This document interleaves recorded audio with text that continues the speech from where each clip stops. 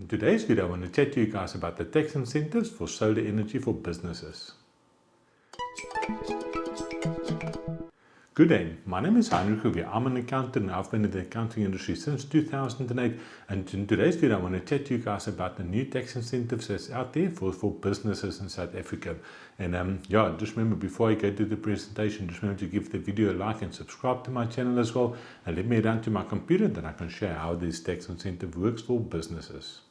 Yes, so I think in this video, I just want to chat quickly about how solar energy or solar generation works for companies. There's a section in the Income Tax Act, which they call Section 12B, and I think the section over there is Section H that they refer to, and that is where you can have a look at, see how the Section 12B allowance work for renewable energy machinery.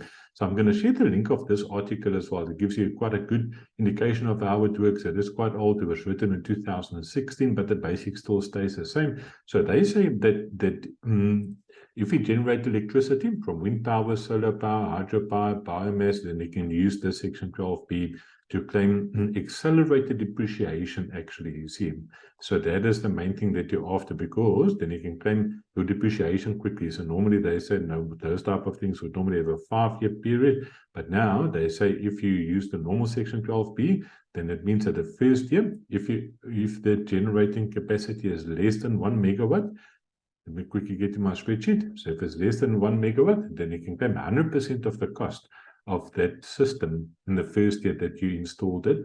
If it's more than 1 megawatt, then you can first year 50%, second year 30%, last year 20%. Now, when the minister announced in the budget speech the new accelerated system, that threshold of 1 megawatt falls away, and they say that we can claim 125% in the year that you install that system. So there's one thing that I want to mention over here.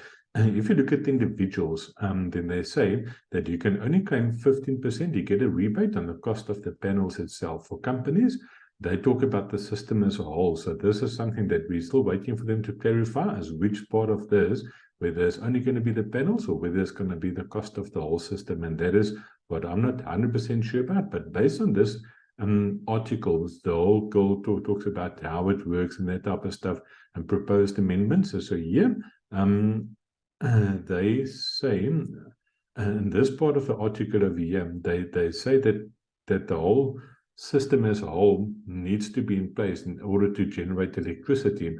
And in this specific case, they talk about a private binding ruling 1722, which was issued 25 June 2014. So they found that the PV panels consisted of all constituent parts, namely the concrete foundations, supporting steel structures, the DC combiners, feeder lines, AC converters or inverters, including all the equipment situated therein. So the taxpayer was allowed to claim Section 12B on all the parts of the equipment, but it's important to point out this is not a binding general ruling, and as such, as only binding between SARS and the applicant concerned. So this is just one case in the history where SARS said that they will allow all the expenses that incur, so the inverter, the battery, and the installation, all the costs together for this incentive over here. I think in practice, I'm still waiting to see what they will actually allow, but I think we can probably make the assumption that they would allow everything. So this is my example over here. So if you've got a company, let's say, for instance, where you put in a small system at your shop and you put in an inverter, you've got a battery, and obviously the installation, you put in some panels, and let's say, for instance, the whole system costs you 130,000 Rand. If you are VAT registered, remember the day when you install that system, your supplier will give you a VAT invoice, which means that you can claim the VAT back on the system immediately, 17,000 Rand. So 2 months from there, the receiver of revenue should pay that money back to you. So then the cost excluding that then works out to 113,000 Rand. Then according to this accelerated depreciation, if it was a small business, remember previously you could only claim 100%, so now you can claim 125%. So it means that you will have a tax saving at 28% of 39,000 Rand. So there's quite a big benefit. So if I just had to have a look at that one over there, and I say 28%, the normal one would only be 30,000 Rand. So you can see that you have additional tax that is saved to 7,900 Rand. Just maybe just copy this over just for the other example as well over here. So if you have a company where you are not VAT registered, you install the same system, 130,000 Rand, obviously you can't claim that back on. So the cost of your system is then 130,000 Rand. The accelerated depreciation you can claim is 125%, which means that you've got a tax saving of 45% to tax. It would have been 36,400 Rand, so they give us an additional rebate of 9,100 Rand on that installation. So I think in short, like I said, the Section 12 it's been around for quite a while. A lot of people don't know about it. But like I said, in short, this is how it previously worked. For more than 1 megawatt, it was 50, 30, 20. All other ones was 100% in the year of installation. So they just upped that now to 125%. I know that there's in talks of incentives as well in terms of finance. So where they will probably be able to give people or businesses the option to finance these systems at either lower tax rates or maybe over a longer period. Because remember, most of these systems is normally valid for 10 years, or they give you a guarantee of 10 years. So then they will obviously finance that over the same period as well. So we're just waiting now to see what the incentives are going to be. I see Nedbank has put a couple of things out there. And I'm sure that if you had to speak to your business banker as well, they will also give you some information of how you can actually finance these systems.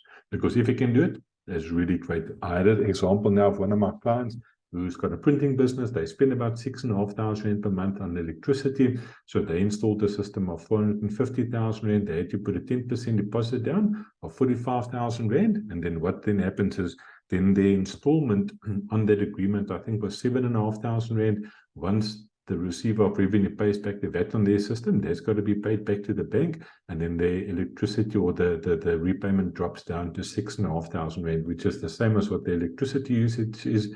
The nice thing is for the next 10 years, they know that they can have electricity. Plus, if Eskom increases their prices, their cost still stays 6,500 Rand. If they've got money to settle their debt sooner, then obviously they won't need to pay for any electricity.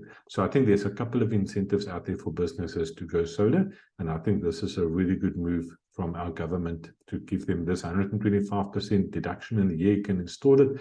Plus, obviously, the other incentives that they're putting out there to generate electricity. Yes, so that is it for today. Yeah, so remember just to keep an eye out on the developments of this. There's a lot of things at the moment that are still a bit unclear. They'll be waiting for clarification from the receiver of revenue of how they're going to treat certain types of assets, whether they will allow all the expenses and all the assets.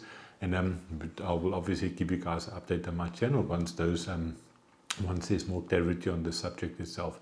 Remember once again just to like the video and subscribe to my channel. Then I'll see you guys for the next video.